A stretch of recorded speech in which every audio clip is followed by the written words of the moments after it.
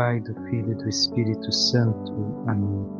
Rainha do céu, alegrai-vos, aleluia, pois o Senhor que merecestes trazer em vosso seio, aleluia. Ressuscitou como disse, aleluia, rogai a Deus por nós, aleluia.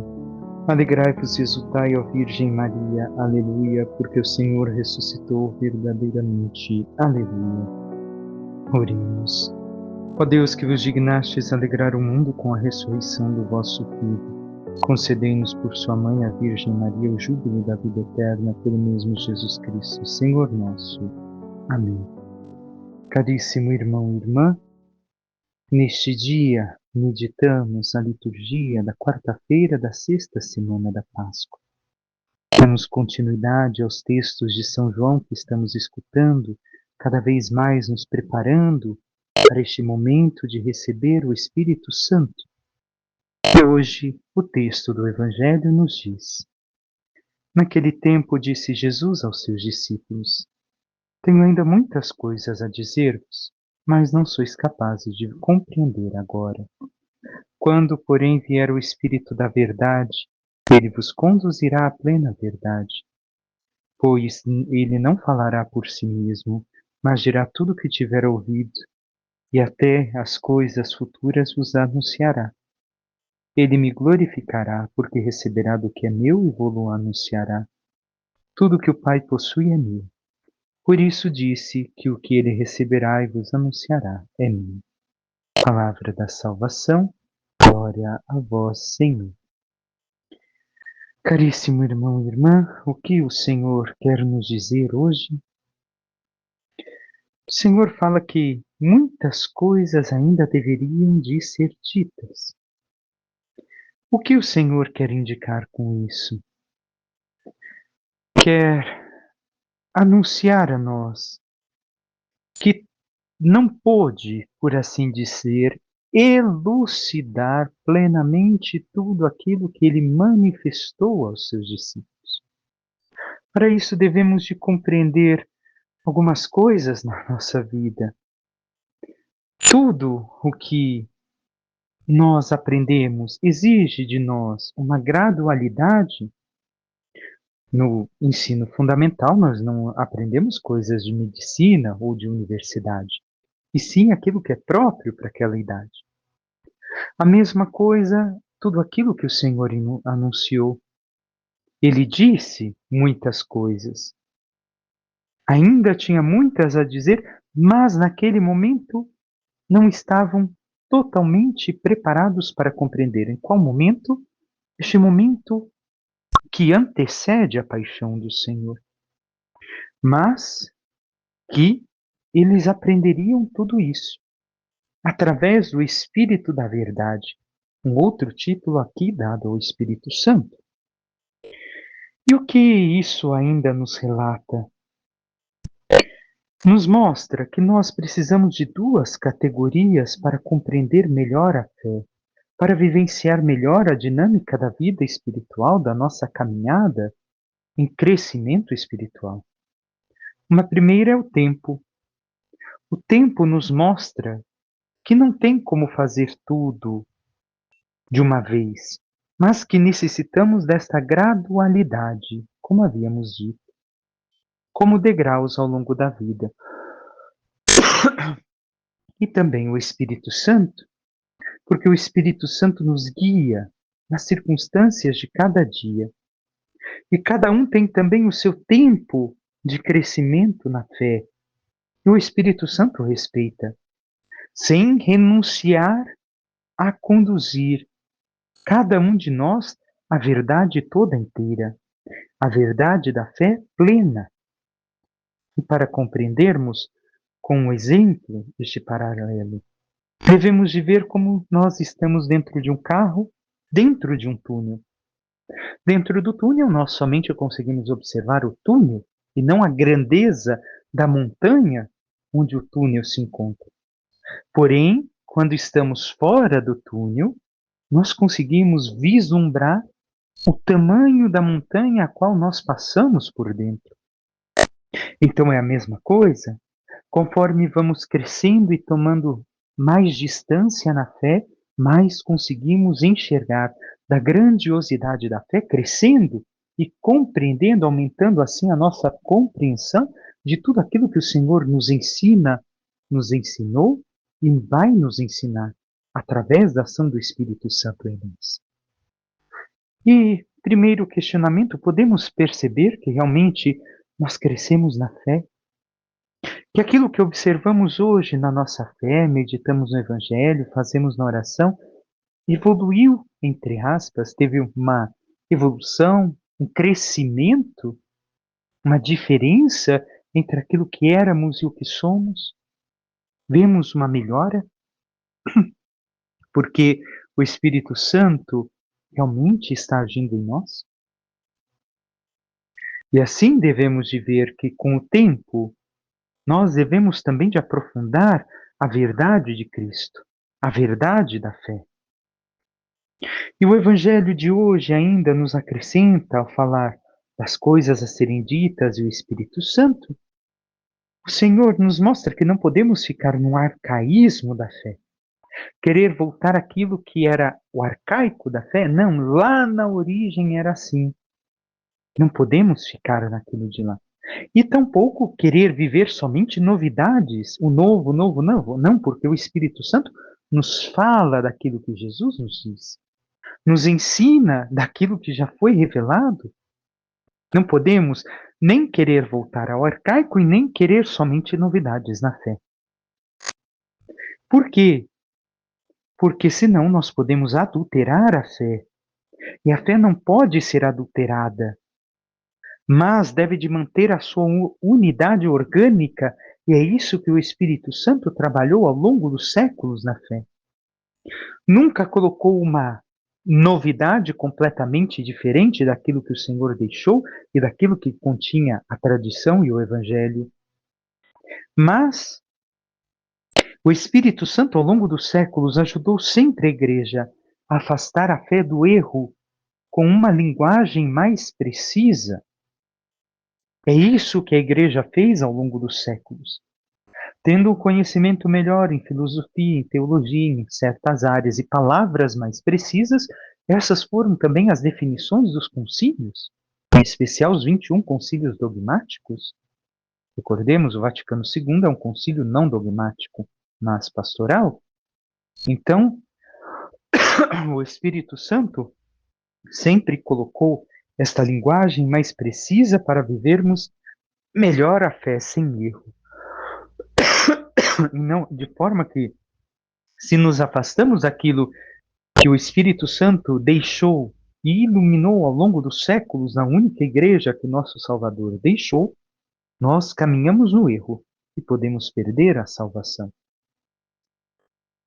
E aqui, se Jesus falar do Espírito da verdade, aletheia, verdade no grego é não esquecer, ou seja, lembrar, o Espírito que lembra, ele vos conduzirá à plena lembrança. Seria essa a melhor tradução? Então, nós temos um condutor, o Espírito Santo é aquele que nos conduz, que torna viva a memória da igreja, que traz viva a memória daquilo que Cristo ensinou.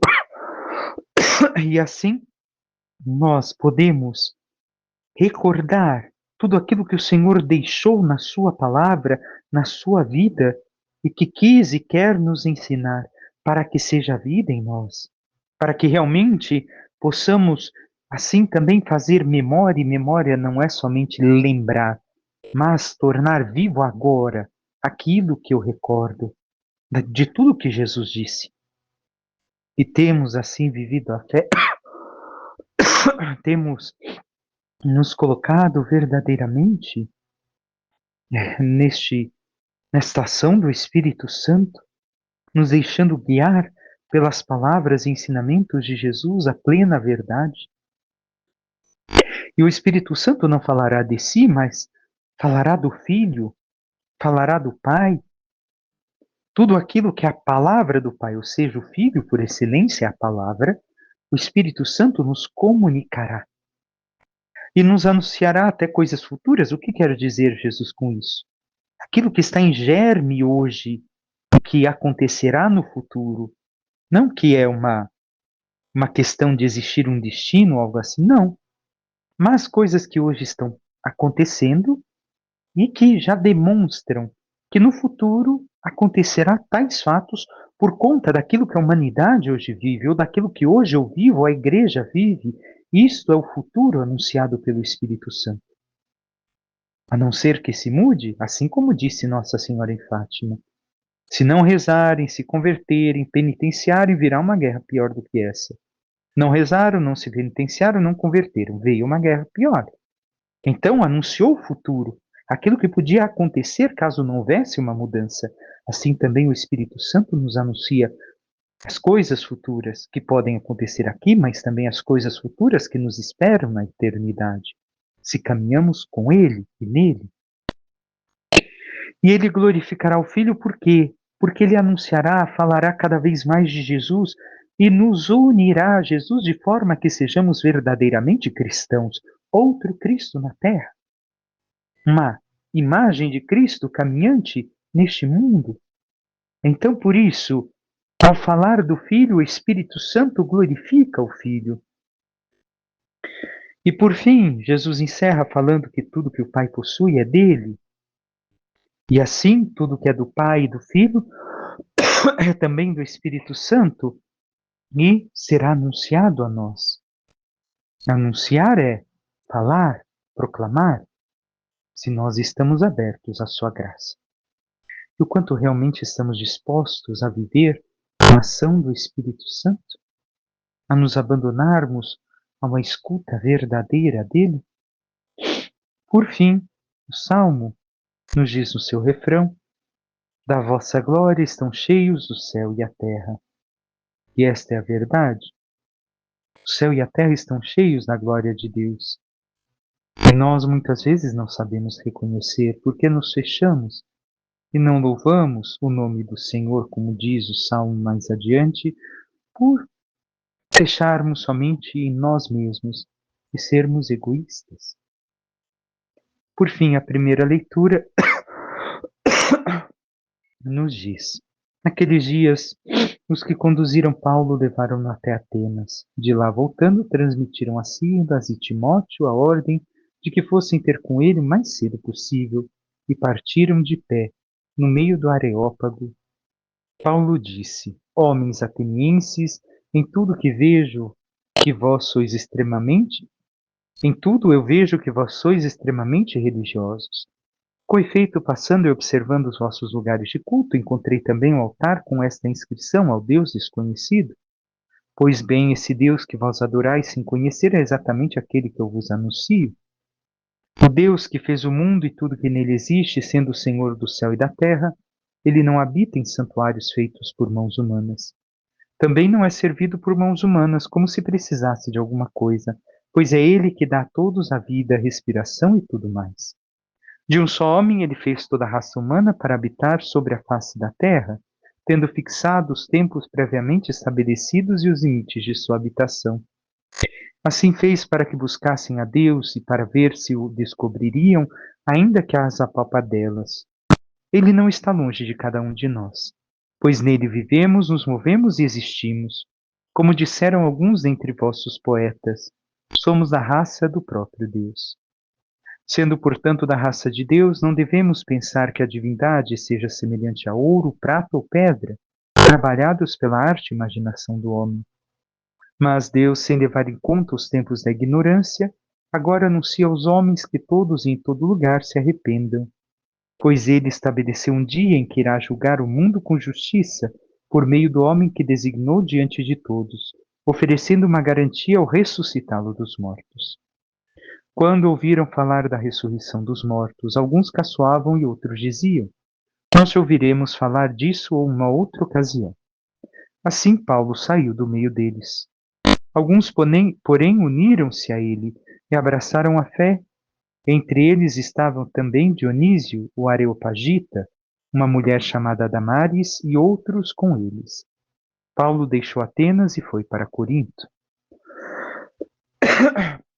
O que nós devemos aqui de compreender daquilo que a leitura nos apresenta. Primeiramente, devemos de ver que, mais uma vez, se apresenta o turbamento diante de nós, apesar da palavra não aparecer. E ontem escutamos a palavra turbamento e meditamos um pouco sobre isso. Mas o turbado porque não compreenderem o bem que faz, como muitas vezes pode acontecer conosco. E isso pode, às vezes, nos paralisar. As pessoas não estão compreendendo o que Paulo está fazendo. Paulo se turba.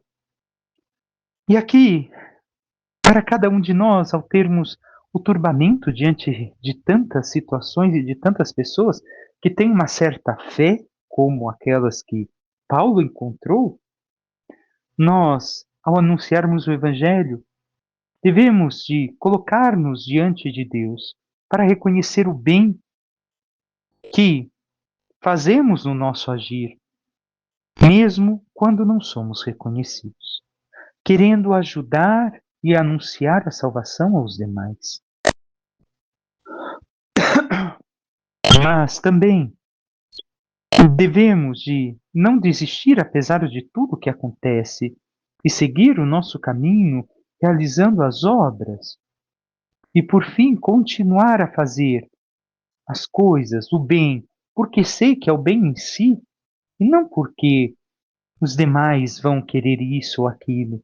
Podem até caçoar de nós, como fizeram com São Paulo, podem até fazer outras coisas contra nós, como fizeram, mas nós devemos de permanecer fiéis ao Senhor, reconhecendo que assim o faço bem pelo bem e não por aquilo que posso ganhar em troca da parte das pessoas a quem realizo tais obras que Deus me pede.